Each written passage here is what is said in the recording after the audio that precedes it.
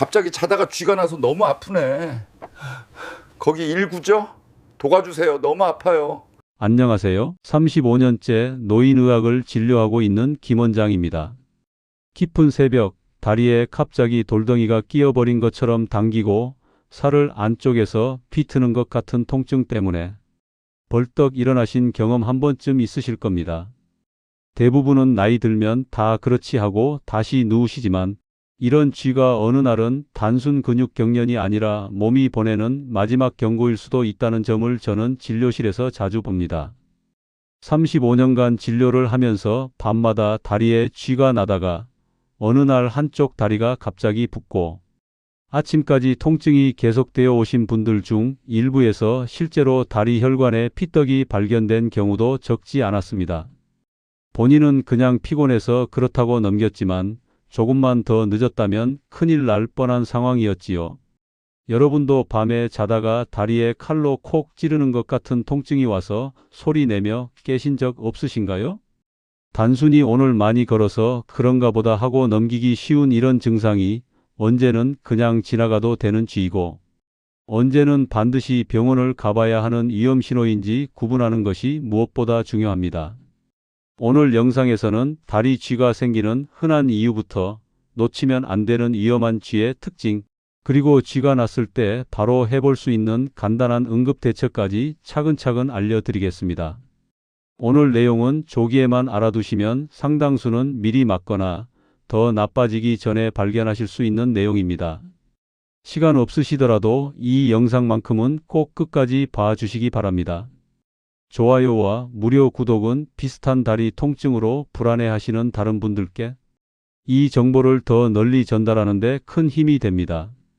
70세 이상이신 분들은 댓글에 1, 70세 이하이신 분들은 2를 남겨주시면 연령대에 맞는 건강 정보를 준비하는 데 큰 도움이 되니 꼭 부탁드립니다. 첫 번째로 밤마다 비슷한 시간대에 찾아오는 다리 쥐에 대해 이야기해 보겠습니다. 제가 진료실에서 자주 듣는 말 중 하나가 이상하게 새벽 34시면 꼭 다리가 당겨서 깨요라는 표현입니다. 이런 패턴은 많은 분들이 단순한 우연으로 생각하지만 밤사이 몸에서 일어나는 여러 변화가 겹쳐서 생기는 신호일 수 있습니다.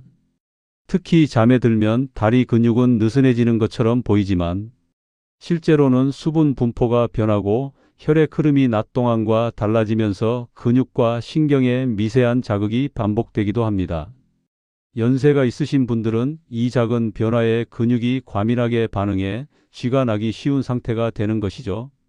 여기에 수면의 깊이가 얕아지는 시점이 맞물리면 더욱 쉽게 깨게 됩니다. 나이가 들면 숙면을 유지하는 시간이 짧아지고 조금만 통증이 와도 금방 눈이 떠지기 때문입니다. 특히 새벽 무렵에는 체온이 하루 중 가장 낮아지면서 다리 근육의 긴장도가 더 높아지는 경우도 흔합니다.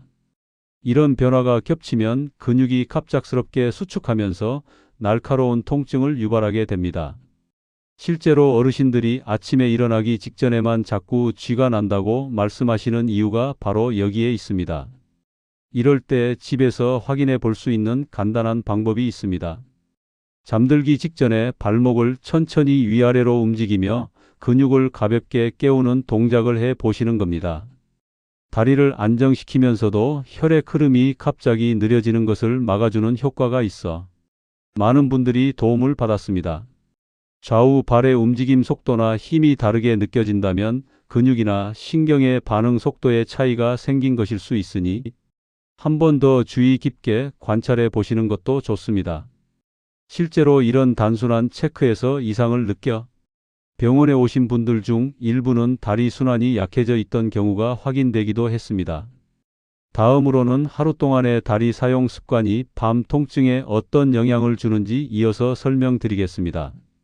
두 번째로 하루 동안 다리를 어떻게 사용하느냐가 밤 통증에 직접적인 영향을 준다는 점을 꼭 말씀드리고 싶습니다. 제가 진료실에서 어르신들께 가장 자주 여쭤보는 질문 중 하나가 오늘 하루는 어떻게 보내셨나요?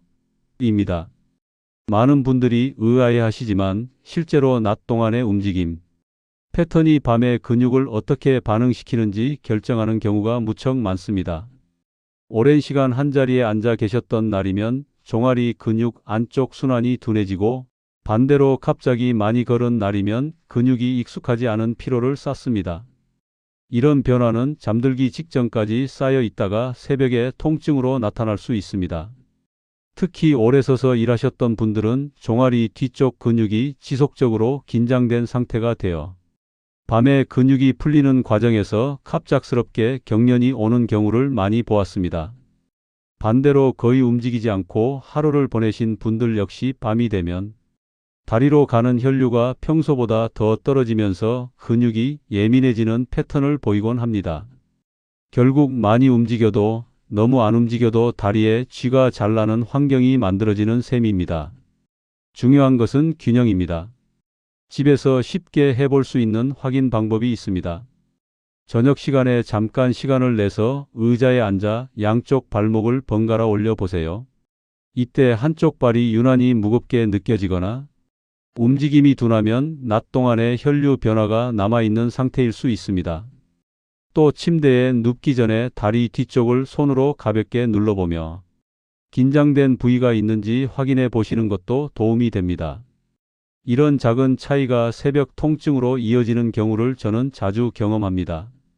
실제로 낮 동안 다리를 적절히 사용하도록 생활을 조정했을 뿐인데 밤 통증이 크게 줄어들었던 분들이 많았습니다.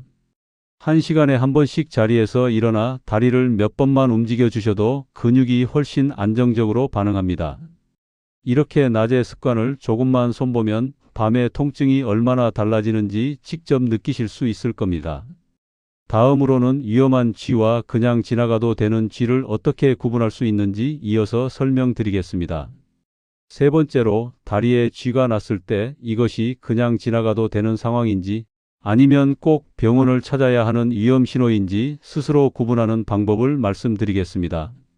제가 진료실에서 가장 걱정하는 경우는 쥐가 한 번 오고 끝나는 것이 아니라 통증이 유독 길게 이어지거나 다른 변화까지 함께 나타날 때입니다.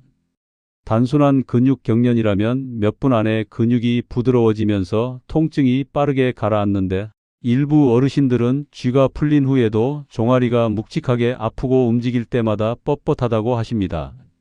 이런 경우에는 근육이나 신경에 미세한 손상이 있었을 가능성도 배제할 수 없습니다. 또 하나 중요한 부분은 좌우의 차이입니다. 양쪽 다리에 번갈아 가볍게 쥐가 오는 것은 대부분 일상적인 범주에 속하지만 특정한 한쪽 다리에만 반복적으로 쥐가 나면서 무게감이나 붓기가 함께 나타난다면 조금 더 주의 깊게 보실 필요가 있습니다. 이는 혈액순환이 한쪽에서만 떨어지는 상황일 수도 있기 때문입니다. 집에서 간단히 확인해 보실 수 있는 방법은 누운 상태에서 두 다리의 발등 색깔을 비교해 보는 것입니다. 한쪽만 유난히 창백해 보이거나 차갑게 느껴진다면 즉시 평가가 필요합니다.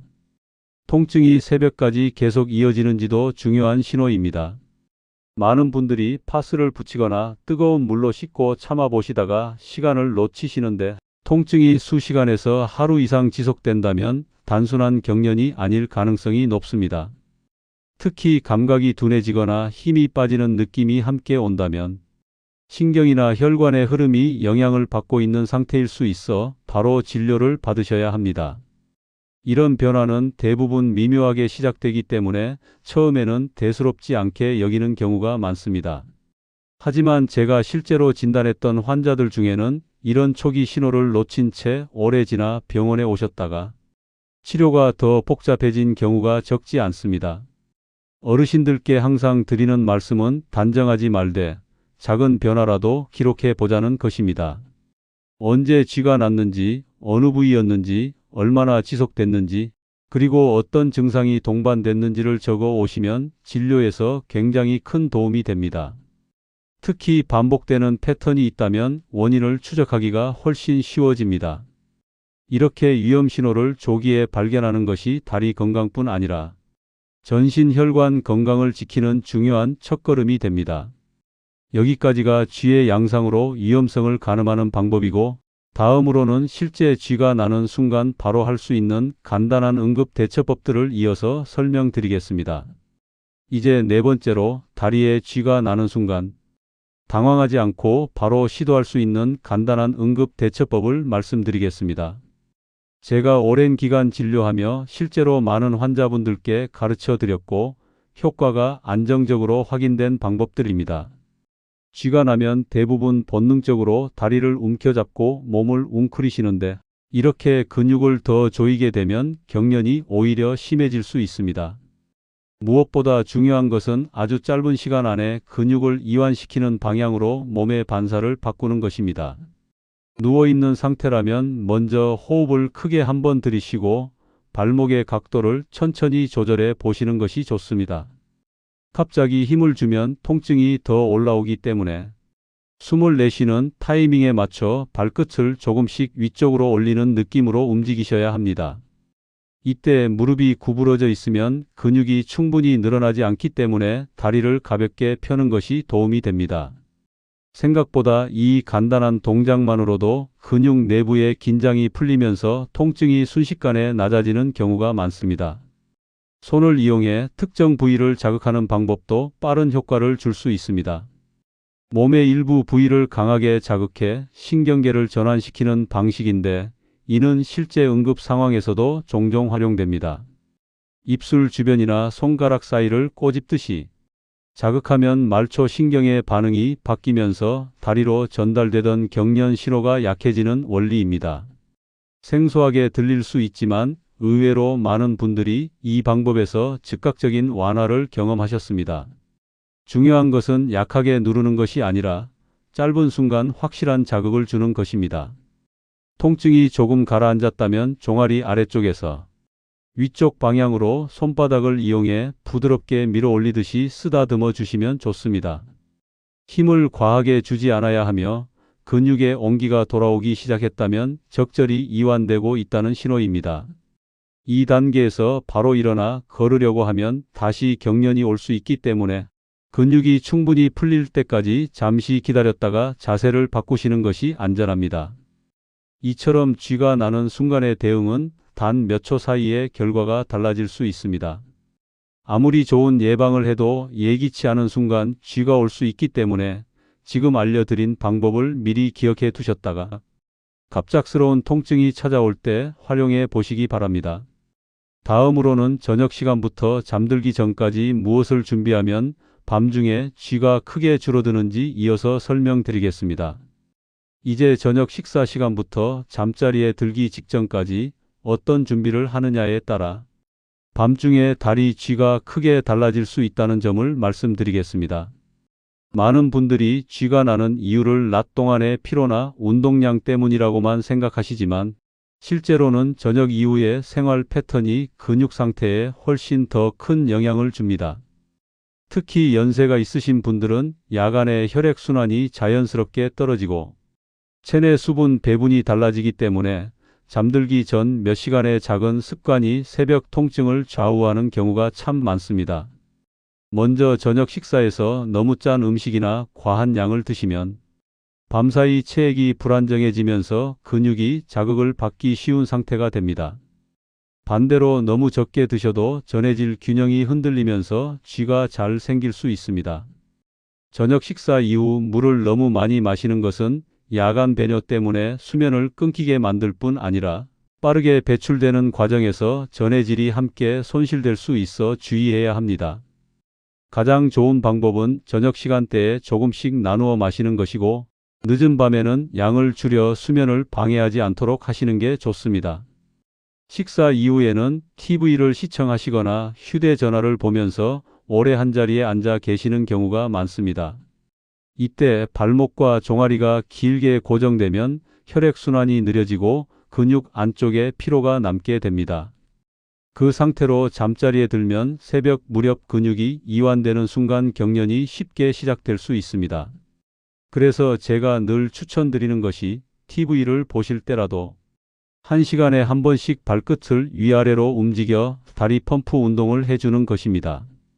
이 간단한 동작 하나로 운동을 하지 않아도 다리 순환이 훨씬 안정적으로 유지됩니다. 잠자기 전 10분의 준비도 매우 중요합니다. 따뜻한 물로 발을 살짝 적셔 근육을 이완시키거나 침대 옆에서 다리 뒤쪽을 가볍게 늘려주는 스트레칭을 해주면 근육이 훨씬 부드러운 상태에서 잠들 수 있습니다. 발목을 시계 방향과 반대 방향으로 천천히 돌리는 동작도 신경과 근육의 긴장을 풀어주는 데 도움이 됩니다. 마지막으로 수면 자세를 점검해 발끝이 아래로 떨어지지 않도록 작은 쿠션을 발밑에 받쳐 두면 새벽에 근육이 갑자기 늘어나는 상황을 예방할 수 있습니다.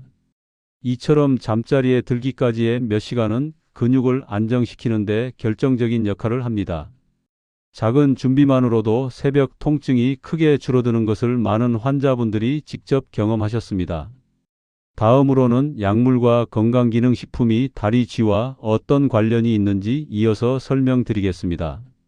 이제 약과 건강기능식품이 다리 쥐와 어떤 연관이 있는지 말씀드리겠습니다.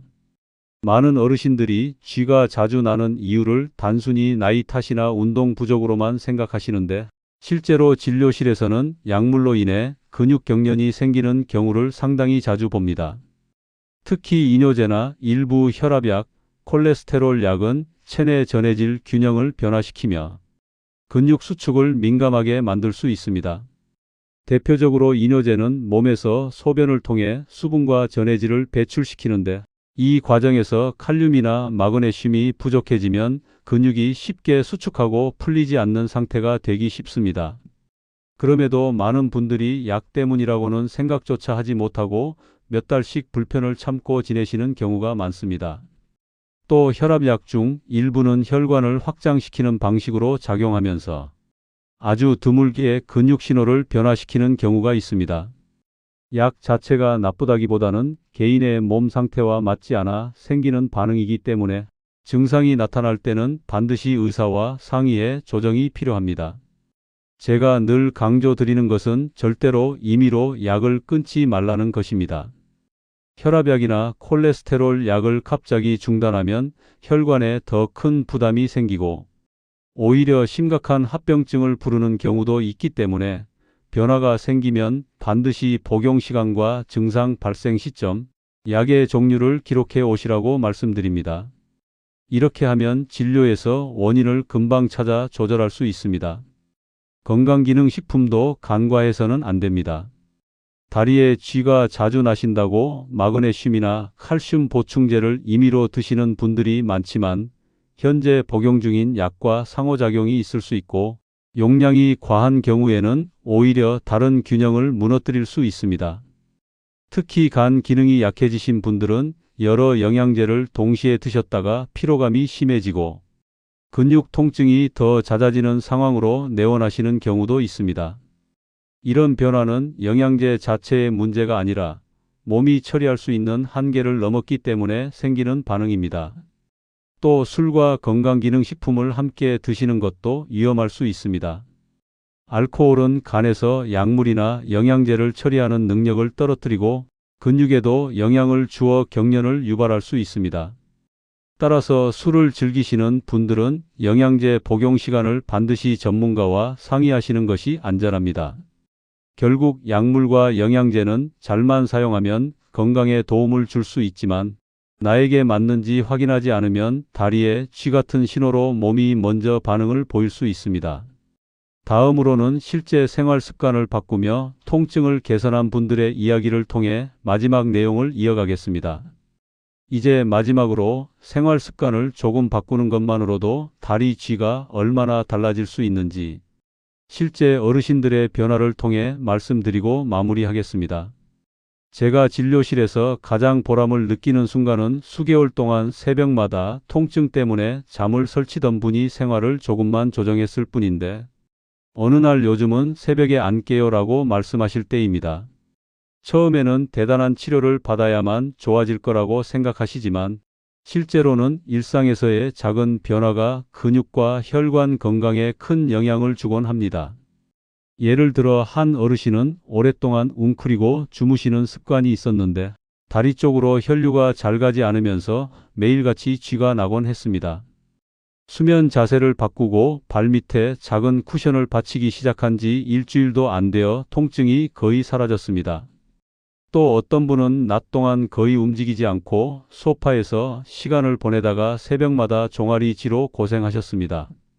제가 1시간마다 자리에서 일어나 집안을 한 바퀴만 돌아보시라고 권했는데 그 작은 습관 하나로 몇 년 동안 반복되던 통증이 눈에 띄게 줄어들었습니다. 우리 몸의 근육은 생각보다 단순해 작은 자극만 주어도 금방 회복력을 되찾는 경우가 많습니다.